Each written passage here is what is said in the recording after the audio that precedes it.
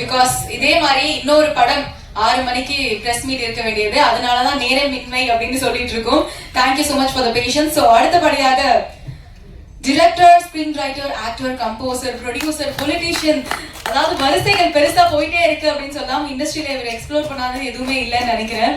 அதாவது 49 இயர்ஸா தன்னோட ஆர்ட் அண்ட் என்டர்டைன்மெண்ட் மக்களுக்கு இன்னி வரைக்கும் கொடுத்துட்டு இருக்கக்கூடிய மக்களின் மனதில் நீங்கா இடம் பிடிச்சிருக்க கே பாக்யராஜ் அவர்களே பேச அழைக்கிறேன்.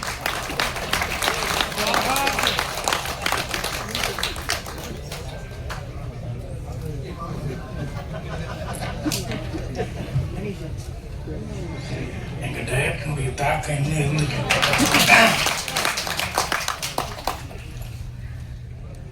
மக்கள் தலைவா இந்த திரைப்படத்தினுடைய இசை வெளியீட்டு விழாவுக்கு வந்திருக்கோம்.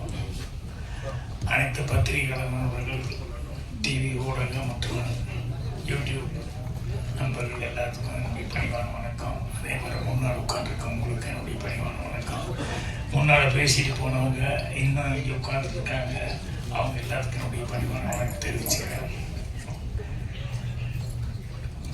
சோதிக்கிறதுன்னு சொல்லுவாங்கல்ல, அந்த மாதிரி கடைசியில் டைமே இல்லை அப்படின்ட்டாங்க, வேற வழியும் இல்லை. அதனால ஏற்கனவே நான் சொன்ன விஷயம் தான், அதாவது எந்த பூவோட வாசமும் காற்று எந்த திசைக்கு வீசுதோ அந்த திசையில் தான் பயணிக்கும் எந்த பூவோட வாசனம். ஆனால் ஒரு பூவோட வாசம் மட்டும் காற்றுக்கு எதிர் திசையிலையும் கூட வாசம் வீசும். அது என்னன்னா ஒரு மனிதனுடைய நட்பண்பு அப்படிங்கிறது தான். இது ரவிமரியா அவருக்கு பொருந்தோம்.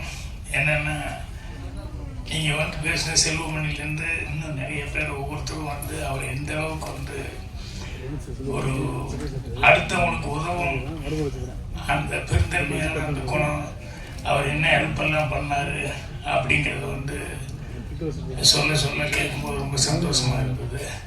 நானும் அவர் அதிகமாக பழக வாய்ப்பு இல்லை, ஏன்னா சங்கத்தில் மட்டும்தான் பேசிக்கிறதுக்கான வாய்ப்பு இருந்தது, மற்றபடி அதிகமாக பேசுறதுக்கான வாய்ப்புகள் இல்லை.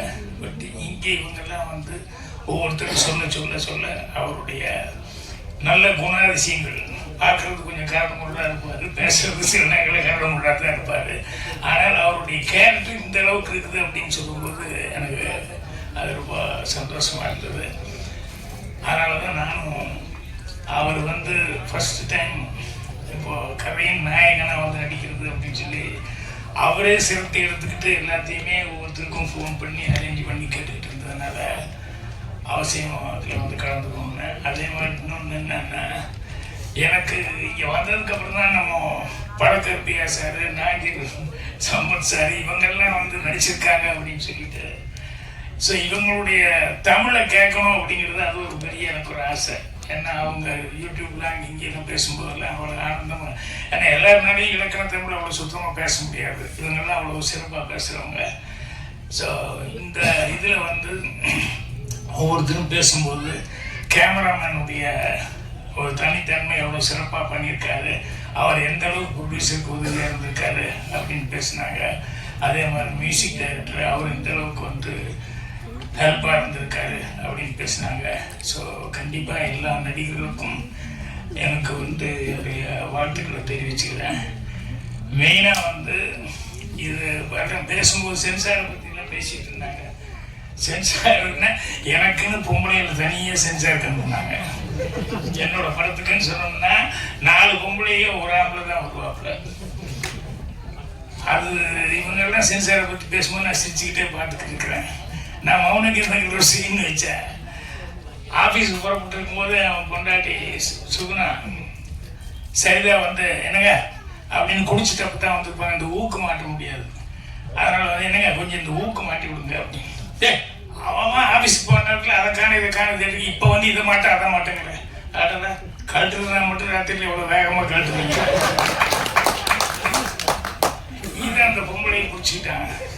இல்லை சரியா இல்லை, என்ன சரியா இல்லை, டபுள் மீனிங் எல்லாம் டைரக்ட் மீனிங் ஒரே மீனிங், இதுல என்ன டபுள் மீனிங் எனக்கு புரியலையே அப்படின்னு. இல்ல இது இப்படி ஏமா இது என்ன புருஷ முன்னாடி நம்ம பேசிக்கிறாங்க, ரோட்ல போறவங்க யாரோ ஒரு பொம்பளை பேசணும், புருஷன் பொண்டாட்டிக்குள்ள அந்த நேரமும் அவங்க 2 பேரும் மட்டும் பெட்ரூம்ல இருக்கும்போது பேசிக்கிறாங்க. இதுல என்ன தப்பு? நீ ஏதாவது கொடுக்கறதுனா ஏதாவது ஒண்ணு கொடு, ஆனா இது பண்ணக்கூடாதுன்னு மட்டும் சொல்லக்கூடாது. அது எப்படி நீங்க வந்து அதை சொல்லலாம்? இல்ல நீங்க 3 நாள் நாட்டு தான் வச்சிருக்கீங்க. ஆமாம்மா, நாட்டில் நடக்கிறது போல வச்சுக்கிட்டு தான் இருக்க முடியாது. என்ன பண்றது? ஒன்றும் தப்பு ஒன்றும் இல்லையே. நான் சின்ன வயசுல இருந்து என்ன பார்த்துட்டு இருக்கணும் அது இது பண்றேன். இல்ல நீங்க 3 நாள் கழிச்சு வந்து சினிமா கூட்டு போனேன், அப்ப சொல்ல வேண்டியதானே? அது கடையில வாங்கி கொடுத்தேன்னு அப்ப சொல்ல வேண்டியதானே? அப்படி இப்படின்னு சொல்லிட்டு இது ஒண்ணுக்காக தானே அப்படின்னு சொல்லிட்டு இல்லை. ஆமாம்மா, பொம்பளைக்கு கோவம் வரத்தான் செய்யும். அவங்க என்ன நினைச்சாங்க, ஏதோ பிரியமா வந்து வெளியூர்ல வந்து கூப்பிட்டு போறேன்னு நினைச்சா, இந்த நாட்டுக்காக தான் ரெடி ஆகிட்டு இருக்காரு அப்படின்னு சொல்லும்போது எந்த பொம்பளைக்கு தாங்கிக்க முடியும்? ஸோ அந்த மாதிரி சினிமாவில் வந்து சில காட்சிகள் வந்து வருதுங்கும் போது நேச்சுரலாக இருந்தது அப்படின்னு சொன்னோம்னா அது போராடி வந்து பண்ணிடலாம். பட் இவங்க இந்த டைப் இல்லை. ராம்தேவ் வந்து இப்போ வச்சிருக்கிறது வந்து பொலிட்டிக்கலாக வந்து வச்சிருக்காரு. அதனால நான் அதிகமாக அந்த மாதிரி பொலிட்டிக்கலுக்குள்ள போனேன். நம்ம பொலிட்டிக்கல இதுதான் குடும்ப மேட்டரில் தான் இருக்கும் என்னோடது. ஸோ அதனால சென்சாருக்காக ஒன்றும் யோசனை பண்ணுறதெல்லாம் இல்லை. எப்படிதான் அந்த போராட்டம் வரத்தான் செய்யும். அதில் எப்படியும் போராடி ஜெயிச்சு தான் ஆகணும், வேறு வழி இல்லை. அவர் பேசும்போது நமக்கு ஒரு டெம்டேஷன் வர அளவுக்கு ஒவ்வொருத்தரை பற்றியும் சொன்னார் ராம்தேவ். இவரை பற்றி அவரை பற்றி எப்படியெல்லாம் கூப்பிட்டா எப்படியெல்லாம் நடிக்க வச்சோம் அப்படி இப்படின்னு சொல்லிட்டு இதில் அவருடைய டேலண்ட் தான் தெரியுது. இப்படியெல்லாம் ஒவ்வொருத்தரையும் ஐஎஸ் பண்ணி அவர் வந்து நடிக்க வச்சிருப்பாருன்னு. இதில் 2 பேருக்கு ரொம்ப நன்றி சொல்ல வேண்டியது. ஒன்று வந்து தயாரிப்பாளர் சரவணன் அவர்களுக்கு. என்னன்னா அவர் ஒரு படம் நின்று போச்சு அப்படிங்கும்போது இது நமக்கு தேவையா அப்படின்னு நினைக்காம, ஐயோ ஒருத்தன் வந்து கஷ்டப்படுறான் பாதி நின்று இதை எப்படியாவது நம்ம கரையேற்றி கொடுக்கணும் அப்படின்னு சொல்லிட்டு அந்த ஒரு பிராட் மைண்டோட அவர் வந்து வியாபாரம் அப்படிங்கிறது மட்டும் நினைக்காம ஒரு மனிதன் வந்து ஒன்று ஆரம்பிச்சுட்டா இவ்வளோ தூரம் ஆகிருக்கு, சரி நம்ம எப்படியா கரையேற்றி விடுவோம் அப்படின்னு சொல்லி சொன்னது அவருக்கு. அப்புறம் இதுக்கு விநாயகர் சொல்லி போட்டது நம்ம ஆளு யார் ரங்கநாதன் முதலாக கதையை வந்து சொன்னோடனே அவர் சந்திரசேகர் சாருக்கு கொண்டு போய் கூப்பிட்டு அவர்கிட்ட சொல்லி எல்லாமே சொல்லி ஸோ சிறப்பான படத்துக்கு வந்து இவங்க எல்லாம் உதவி பண்ணியிருக்காங்க. இவங்க எல்லாத்துக்குமே என்னுடைய மனமார்ந்த நன்றிய வாழ்த்துக்களையும் வந்து நான் தெரிவிச்சுக்கிறேன். அவங்க சொன்னதில் வச்சு அவங்க பேசுனது வச்சு படம் வந்து கண்டிப்பாக இந்த நேரத்தில் வந்து இந்த மாதிரி போட்டிகள் சட்டையர் படம் வந்தது அப்படின்னு சொன்னோம்னா எதிர்பார்ப்பு கூடுதலாக தான் இருக்கும். அது சிரிச்சுக்கிட்டு காமெடியாக சொல்லும்போது கண்டிப்பாக எல்லாத்துக்கும் பிடிக்கிற மாதிரி தான் இருக்கும். அதனால் ரவி மரியா அவர்களுக்கு என்னுடைய மனமார்ந்த வாழ்த்துக்களை வந்து நான் தெரிவிச்சுக்கிறேன். அவர் கேரக்டர் படத்துக்கு எப்படி என்னன்னு தெரியல, பட் இங்கே எல்லாரும் பேசுனதை வச்சு அவர் கேரக்டர் பார்க்கும்போது அதுவே அவருக்கு பெரிய பேரும் புகழையும் வாங்கி கொடுக்கும். அவர் எனக்கு என்னுடைய மனமார்ந்த வாழ்த்துக்கள் எல்லாருக்கும் தெரிவிச்சுக்கிறேன். நன்றி. அனைத்து நல்ல உள்ளங்களுக்கும் திரையுலக பிரபலங்களுக்கும் குறிப்பா இந்த படத்துல எனக்கு கதாநாயகன் அந்தஸ்து வழங்கிய இயக்குனர் ராம்தேவ் அவர்களுக்கும் தயாரிப்பாளர் கவிதாலய சரவணன் சார் அவர்களுக்கும் பேச்சளவு நன்றியா இல்லாமல் செயலளவில் எதிர்காலத்தில் இருப்பேன்னு சொல்லி அனைவருக்கும் நன்றி. நன்றி, வணக்கம்.